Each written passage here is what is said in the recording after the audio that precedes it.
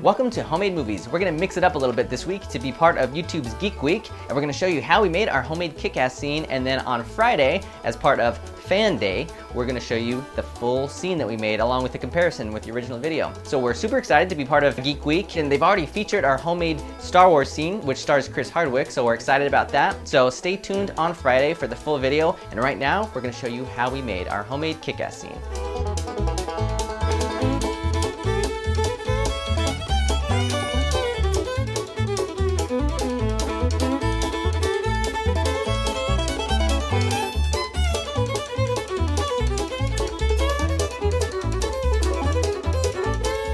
I play the title character of Kick-Ass in this, and his costume is pretty simple. It's mostly just starting with green sweats, green sweatshirt, and green ski mask. Cut some additional holes in the mask, made it just the right shape, and then all of the trim for the whole thing, instead of sewing on some yellow fabric, we just used yellow electrical tape.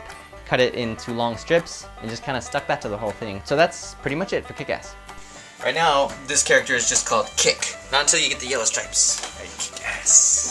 The role of Hit Girl was played by Homemade Movies newcomer Carly Waldman, and she was a great sport to come on board. She had a really cool outfit. It started with a purple base, we've got the purple pants, purple top, and then just adding on lots of accessories. And you've got the skirt, which was actually I think like a men's flannel, and we just cut it into a strip and sort of safety pinned that on, and that makes the skirt. We've got leftover rad boots from our Matrix video, so she wore those, and those things are gigantic. Yeah, just your size. My foot was just like floating in the boot. And then you've got pink belts with all kinds of cool accessories on it. Just used some pink spray paint, and it looked pretty much identical to the one in the movie.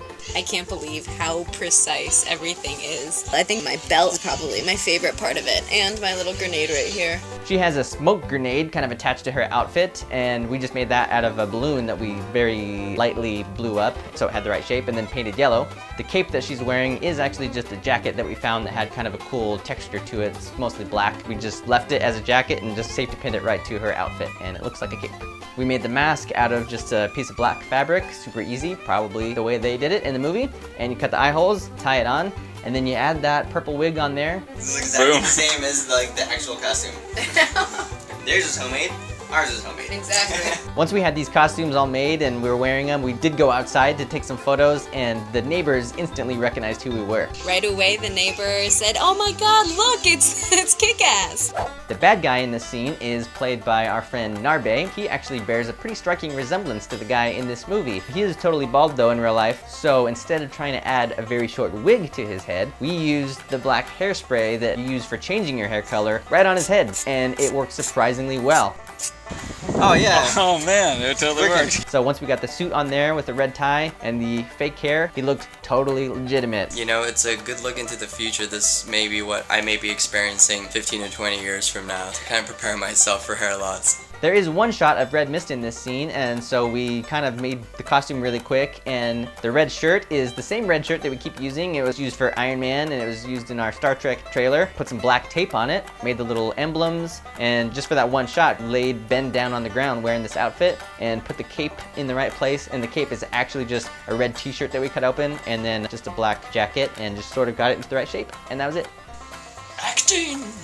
Kick-Ass wears a really cool jetpack in this scene. You know, theirs is somewhat homemade to begin with, and it's got some foil and whatever, so ours didn't look that different. We used foil and silver spray paint. Ben made this thing out of some 2-liter bottles and some miscellaneous parts that we had left over, some little containers and just plastic and cardboard. Painted some green straps and just kind of clip it into place. The little handles that if you were going to be flying with it, you would grab onto came off of the trash barrels from the Star Wars trench run thing that we did. So those were just chopped off, but we never throw anything away if it looks like it could be useful. So those handles were lying around, and by golly, we used them. The big bazooka that Kick-Ass uses in the scene started with a piece of plastic tubing that we had. We used that for a barrel of a gun in our Red 2 trailer, and then just extended it with some cardboard. Put some handles on there. Those are, I think, the trash barrel handles again, and a little scope and some little details, and then you paint it kind of green and black. You usually only see it from the front, but there's one quick side shot where you get to see how long this thing is. There's a quick shot when Kick-Ass fires it. If you look closely, he's holding the gun in one shot, and then in the next shot, I'm actually just holding a big flashlight.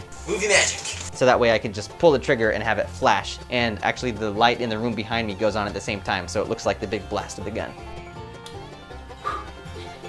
For the quick shot of the bazooka firing all the way across the room, that's just me standing on one side and Narbeh as the bad guy on the other side, and then John is standing just close to the camera and just moving one of those small sparklers past the lens really fast, so you get those sparks that kind of just go from one side to the other. And if you look closely in that shot, Hit Girl is lying on the ground, but Carly was already gone for the day, so that's Ben wearing the Hit Girl outfit. Who let her in here? I'm here for the party. Yeah. There's a shot looking up at the bad guy where Hit Girl, it's kind of her POV and it's kind of blurry and moving in a weird way, so Ben had this cool idea to actually shoot through a big magnifying glass. Old-timey magnifying glass. Check. So just kind of pointed right up through the lens of this magnifying glass, and when you move it, it kind of distorts and warps the picture a little bit, so it looks kind of similar to their effect without actually doing any visual effect at all. It's totally in camera. Cool. We shot this whole thing pretty much just in the dining room and living room and moved furniture around a bunch for all the different setups. And this time we did use a big projector, and I have a big screen now that I bought, so we just pulled the screen down and that stands in for the big window that he stands in front of overlooking the city. So we actually shot the cardboard city stuff ahead of time so that we could project it on the screen. And we just set up some of our usual buildings that we have now, kind of a cool collection going, and set up a street and used some little plastic beads for the cars and whatever, and just got a shot of that as the background. So when he's standing in front of the screen, it looks like he's standing in front of a big window. We did a pretty cool trick where he flies through the window, which starts with him just standing in front of the window like usual, and then he just does the move like he gets hit, and then it cuts to a different shot that we already got when we were doing the miniature cardboard stuff. Nice. Of a little G.I. Joe flying back into the buildings. So it's like a really weird thing. It goes by very fast, but it's a pretty cool trick we thought to kind of have him go back all the way into the buildings like that.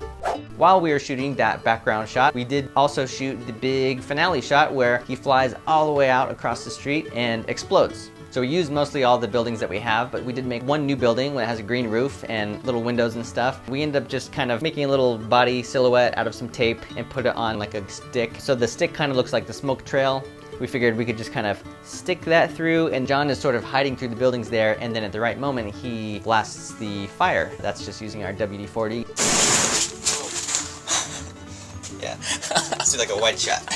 Well, since we're shooting WD-40 and fire right at the iPhone, decided to make a little shield here.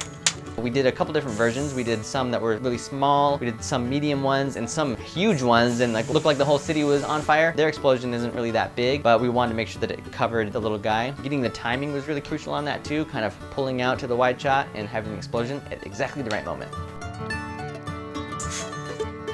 And that is how we made our homemade kick-ass scene, which comes out on Friday as part of YouTube's Geek Week, and you can find out all about Geek Week in the link. And so if you stay tuned on Friday for that, you'll see the main video, the full video, and the side-by-side comparison with the original scene from the movie. So subscribe to CineFix for new episodes every Tuesday, and we hope to see you then. Hey, anybody see that Diet Coke? I'm really thirsty. Oh. Bam, bam, bam, bam, bam. Why don't you pick on someone your own size? It's the line from the movie. It's just another day at the office, you know. So you gonna fight or what?